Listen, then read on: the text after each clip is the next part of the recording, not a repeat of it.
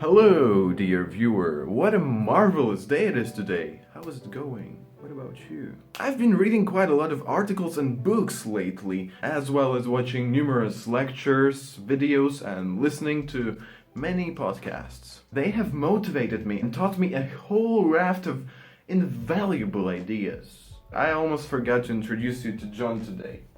He will not join us, he will only watch us from behind.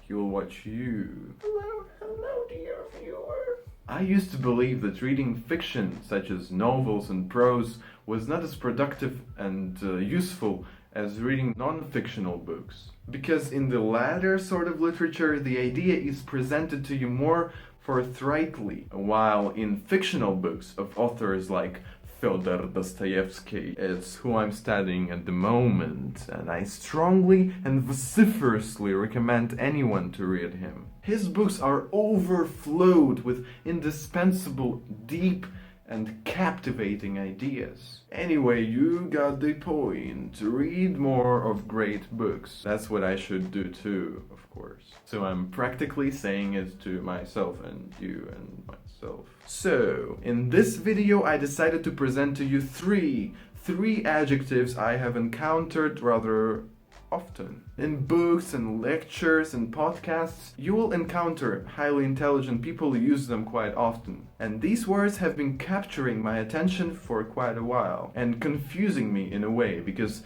they look and sound similar to each other. They resemble each other. At least in my mind, they conjured up akin to each other associations. Today is the day to put an end to my and perhaps your confusion and finally grasp the meaning of these three adjectives together. So are you with me, dear friend? Then let's roll. Strident, stringent, salient. Let me repeat. Strident, strident, strident. Stringent, stringent, stringent, stringent, salient, salient, salient.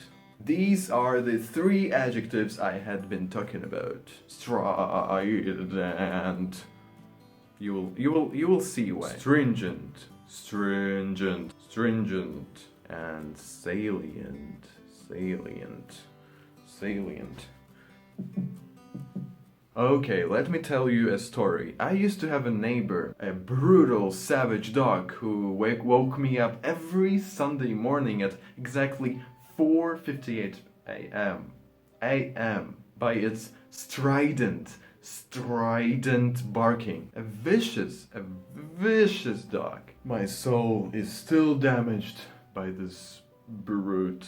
This is the most appropriate use of the word strident. Strident basically means a loud, harsh and grating sound, like whooping yelps of the sinful, wicked dog who was my neighbor until something happened to it. You don't need to know the details of the aftermath of what happened between me and that savage, but know that I made that dog pay the price. Let me tell you another story. There used to exist a notorious state where people's actions were stringently limited and put under stringent surveillance, and anyone who objected the regime was mercilessly annihilated.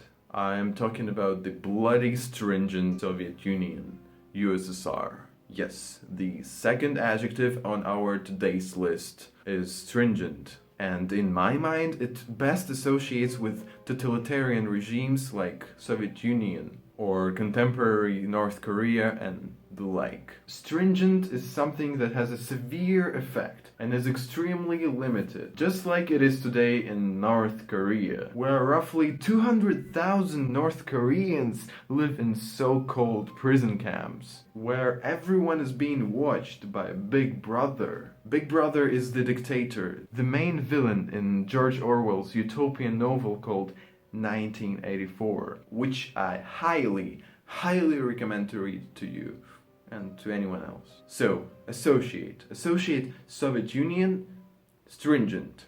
North Korea, stringent. 1984 by George Orwell equals stringent. Meanwhile, we are rolling on. Most of us will agree that meaningfulness, passion, love, and vigorous health are the salient, most important ingredients to a worthwhile life, despite all inexorable pain and suffering we all face at one point or another in our lives. These are the salient constituents of our existence on this planet, in this reality. Each and every one of us are the salient nodes of the majestic network, the sublime tree of mankind and nature, the universe itself.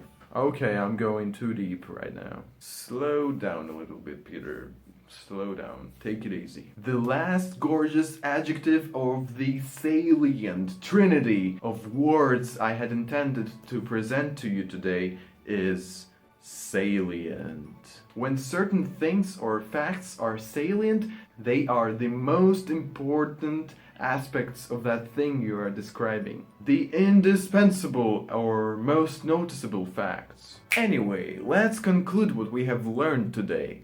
Let's recapitulate the main points of this presentation. Strident. Stringent. Stringent. Stringent. Stringent. String? Stringent. And salient. Our head is salient and heart salient too, of course. My former wicked sinful neighbor who would stridently bark every Sunday morning at exactly 4:58 a.m. Bark stridently. Stridently. So a strident noise is rough, loud and unpleasant and grating. Vicious, strident barbarian dog she was. It was him. He actually. Remember how stringent the Soviet Union dominion was, as well as the North Korean stringent totalitarian regime and Big Brother, with severe and extremely limiting effects, like Soviet Union had on its own population. Especially on its own population. Anyhow, let's leave off those totalitarian regimes and remember that love, passion, meaningfulness, and vigorous health are the salient constituents of a happy life. At least in my opinion. But let me know your opinion, maybe it differs. So, salient facts or qualities are the most important, the indispensable aspects of that thing you are presenting. So this is it. This is the end of our presentation, of my presentation to you today. And the word of the day is ample. Ample. When a thing is ample, it means that there is enough or more than enough of that thing. For instance, there is ample room for every member of our family at this humongous table. Okay. Go down there, downstairs, and subscribe to English with Peter to watch more educational videos like this one. I will do my best to release at least one video every week. Press the thumbs up button, thumbs up button, not thumbs down. No, not thumbs down. Don't go down that gloomy path. Blech. And remember to read more of great minds. Perhaps Dostoevsky. And John, of course, he had been watching you for the whole time you watched the video, and he's saying goodbye to you. Goodbye to your viewer, and come back soon. Oh, it's him talking, of course, then. See you soon. And I forgot to tell you, of course, go down in the comment section below and leave a comment. I want to know your authentic opinion about this presentation.